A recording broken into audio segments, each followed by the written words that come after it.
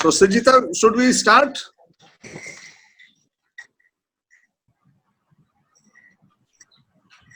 Hello. Should we start? Anytime. Yes, I think we have nearly 40 participants now. So okay. Let's start. Okay. So a very good morning to all of you for joining us today. Hope you're all safe and healthy. Just one request from RTE Forum. I would request everyone apart from Professor Menon to please turn their microphones off. And now I would request Amrish ji to kindly initiate the discussion. Friends, I welcome to all of you in this webinar. This is our first webinar. We are planning to hold a series of webinars on critical issues of education in this changing scenario. This is about to right to education in changing scenario of the COVID-19 pandemic. So I'm happy that Professor Shyam Menon accepted our request to address this first webinar. Professor Shyam Menon is a renowned academician in this country, educationist. He is former Vice Chancellor of Ambedkar University. He is former Dean in Faculty of Education in Delhi University. At present, he is professor in Delhi University in Department of Education. So I don't want to take much time because you will enjoy the thoughtful deliberations of Professor Menon. And after that, after his speech, he will speak about 15 to 20 minutes on the perspective, on the concept, on the what is happening around education and right to education, and what will be the impact. And after his speech, we will invite, we have a little time, so there will be, I think, 10 minutes left after his speech.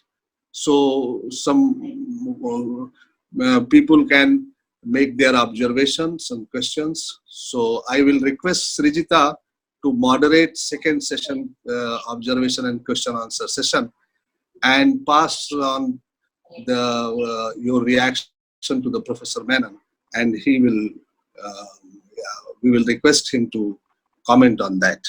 So this will be around 40 minutes. So we are I am very much thankful to Professor Menon that he is going to speak in our first webinar, and by these words, I request all of you to be safe and healthy in this period. We are facing many issues, health crisis, and you know, due to the lockdown, the millions of people, they have no access to food and shelter. Children are suffering. So in this period, this webinar can give a light and spirit to us. So by these words, I would like to request Professor Shyam Menon to address this webinar. Good morning. Thank you, Amrish ji. I hope you can hear my voice. Yeah, this is. I hope I am audible. Okay. Let me first of all congratulate and express my deep sense of appreciation for Amrish ji and his team in the RTE Forum for ensuring that in spite of the physical lockdown that we are all subjected to at the moment, there is no intellectual and emotional lockdown. We have been given a platform in which to express ourselves, and as citizens, we don't stop being citizens just because there is a physical lockdown. And that's and I think I really congratulate RTE Forum for creating such a platform, and I hope that this is, as he said, the first in a series of similar interactions, similar dialogic process. And I also hope that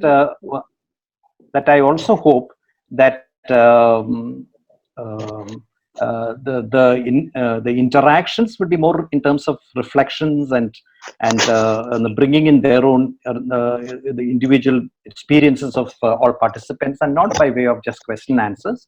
And it will be great if the technology allows us to document some of these interactions into dialogues, so we can someday bring out a publication called Dialogues Under Lockdown or something like that. Let me first of all again congratulate RTE Forum for this initiative. Forgive me for my appearance. I'm on a lockdown appearance, as you can see. So that is in a way a background to whatever I'm going to speak about here. I'm most grateful to Ambarish Ji for persuading me to participate in this webinar. This required me to come out of my comfort zone as a practitioner of institutional development and renewal in higher education.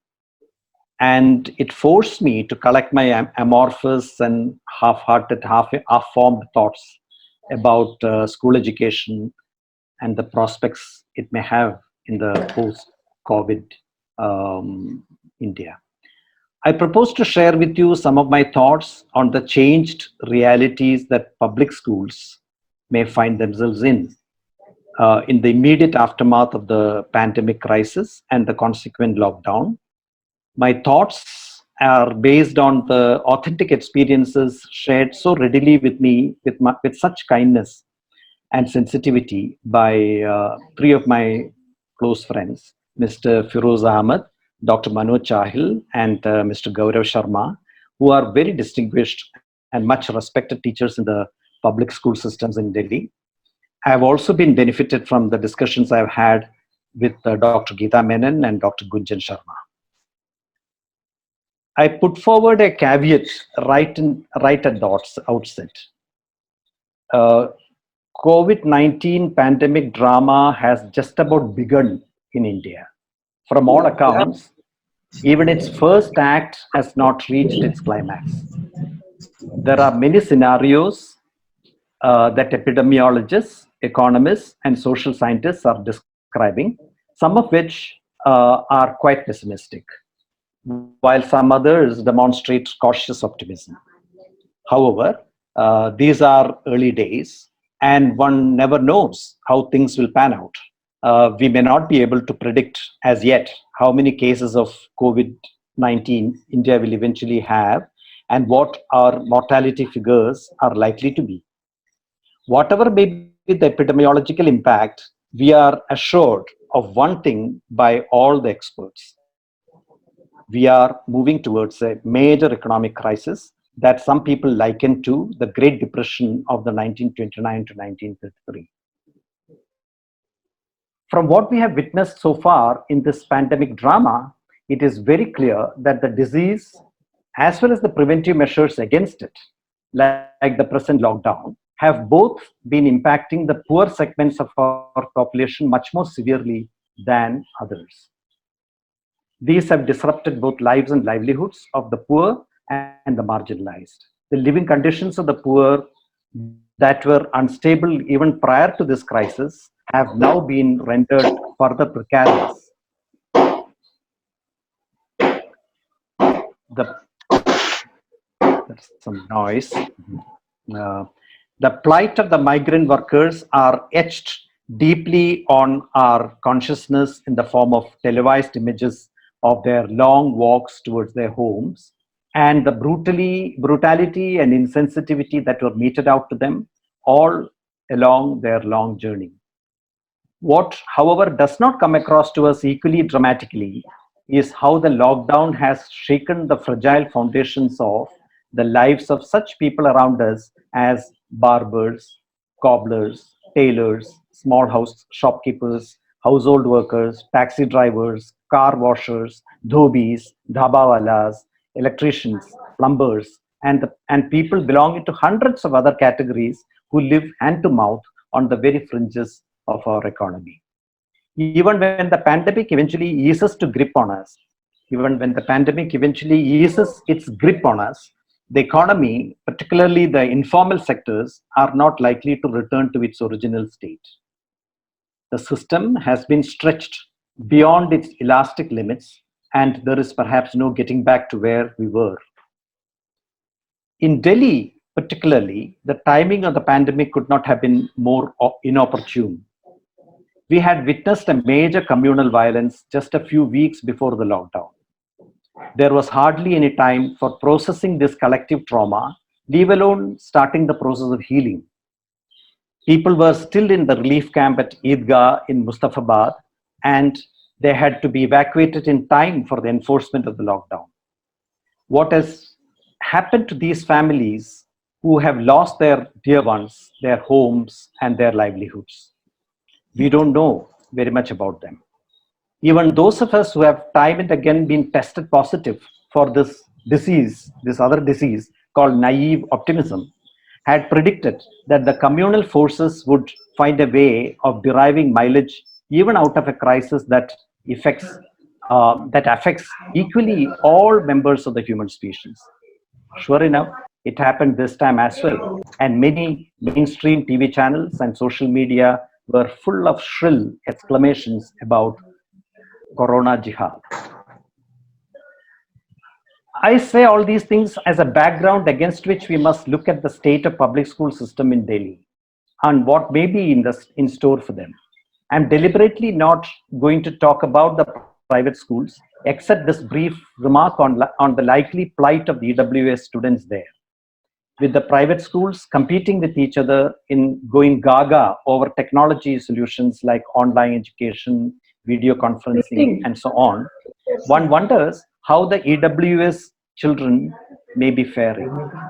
Inadequate access to technology. Education. Bombay. Can I continue? Please, may I continue?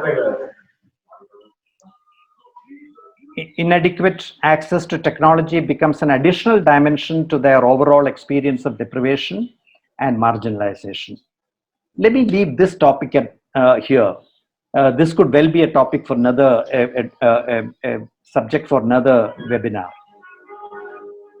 Let us now look more closely at the MCD and the schools run by MCD schools and the schools run by the Department of Education, Government of Delhi. The children in these schools are from the families of the very categories of people on the margins that I mentioned earlier. The specific socio-economic profiles of students may vary across schools from location to location, but by and large, they are from families that are dependent on livelihoods in the informal sectors. As a teacher in a government school told me, the relatively better off in his class are a couple of students whose parents are class 4 employees in the government. Almost all others come from families whose livelihoods are much more precarious and unstable. A segment of students are children of migrant workers. Several of the children, particularly girls, put in considerable amount of before coming to school.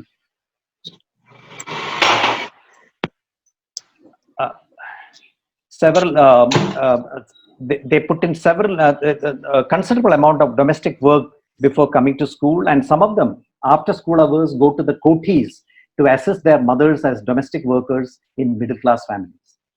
Almost all children are critically dependent on midday meals provided at school. Disruption in the lives of these families on the margins has been to such an extent that it is quite likely to manifest starkly in the life at school during the lockdown and beyond. The government has given a somewhat vague direction to teachers to stay engaged, stay connected with students through social media. Some teachers are sporadically attempting to form WhatsApp groups, and some others trying to reach out through phone calls. However, only about 1/3 of students have registered in these WhatsApp groups, and even among them, only very few have responded to communications from teachers. The technological solutions to reach out to students are clearly quite ineffective by all accounts. Teachers suspect that some of their students may have got dislocated and may not even be able to access communication of any kind.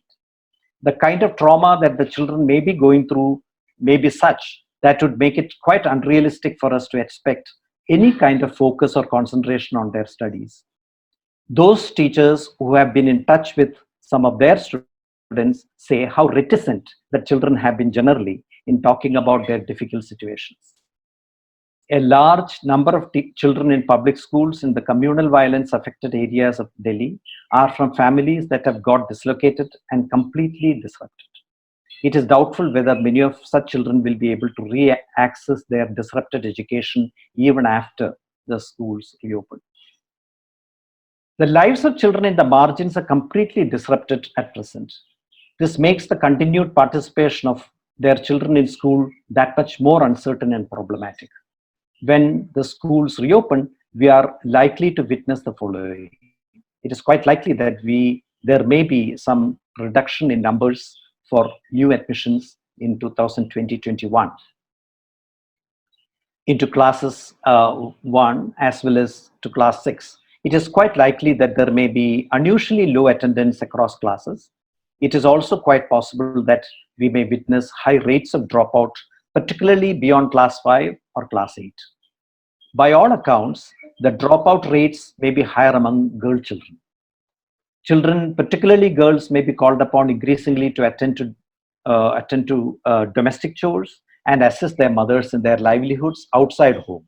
And boys in their teens may be sent into the wage labor market. It is quite likely that there will be a certain extent of regression in the familial support for children's education, particularly beyond class 5 or class 8. On the other hand, there is a possibility of a reverse exodus from the private to government schools as well. Those families who have been sending their children, particularly boys, to affordable, quote unquote, affordable private schools are likely to put them back in government schools, since they will no longer be able to afford the private costs towards their children's education. As one can well imagine, social distancing will be difficult to observe in schools, however much one tries. Children, by their very nature, huddle and cuddle among themselves. Children need sports and games, and touch is an important aspect of most of these activities. All this would be a lot difficult to negotiate with once the schools reopen. One hears about shift systems and other means of decongesting of schools that are being considered. But it remains to be seen as to how effective these measures are likely to be. Social distancing between teachers and students has always been there in public schools, particularly where there is a major class difference between teachers and students. This has, in some sense, been a problem even prior to the crisis in providing an emotional, congenial environment of nurturance and support at school. With the present pandemic and the stigma now much more amplified, associated with the life conditions these children come from, this is likely to be a major challenge to address in our government school system. It must be mentioned here, however uncomfortable we may feel about it, that the prejudices, I would like to call it as the social pandemic, that seek to associate a particular religion to the spread of COVID-19 is one in which many among the people like us have also been tested positive. There is no reason to believe that teachers and other functionaries in government school system will have any special immunity to this social pandemic. This, more than anything else, is going to corrode the very core of the value systems that government schools are built on. One shudders to think as to how this is going to pan out in the everyday life in our government schools for years to come. These are not prophecies. These are only some of the likely scenarios. There is a necessity to highlight these in whichever forums we have access to. At least cognizing these possibilities will enable us to find ways of preventing these from actualizing to its full pathology. It is important for us to find ways and means to prevent these from actually happening and weakening the already fragile system of public school education. The Delhi government has an important role to play in anticipating some of these possible scenarios and preparing themselves to address these adequately. A renewed campaign in community awareness for the need to continue to send children to school and to ensure that they are not withdrawn from school is necessary. Equally necessary would be an intense sensitization among teachers on matters related to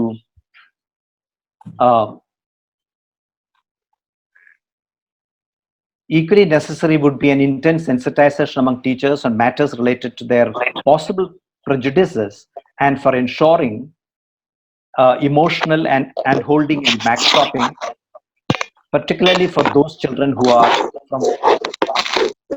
from vulnerable home backgrounds.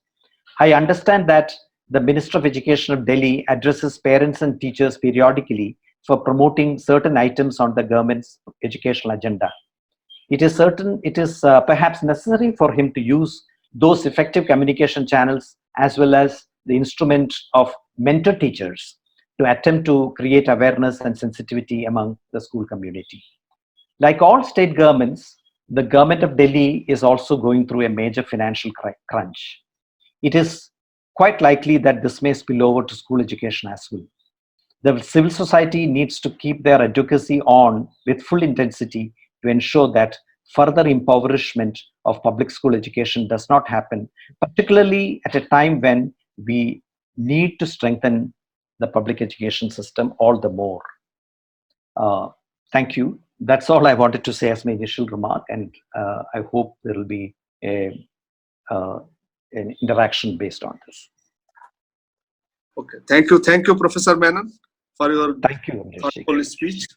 Yeah, Srijita, can you ask some observation from the participants? Yes, a couple of participants have sent their queries in the chat box. So I am, Professor Menon, I'm sharing, if you could take a look at the chat box, otherwise I'm sharing it to you on your WhatsApp. There are the chat box here. Yes, I can see the chat box. Yes. Yes. So if you could address the questions and some reflections. Yeah. The only thing is this, that these are some of them are reflections which need to be highlighted.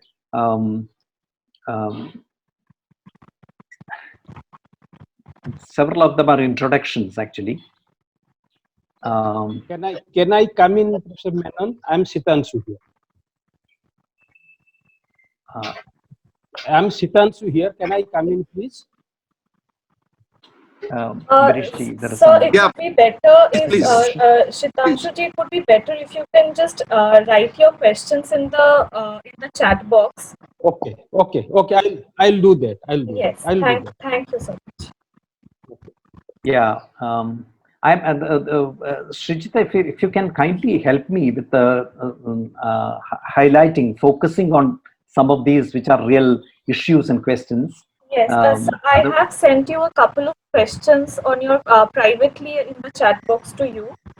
Into the chat box to me. Okay, 2 messages I can see. Is that it? Privately. How do I access that? I don't know.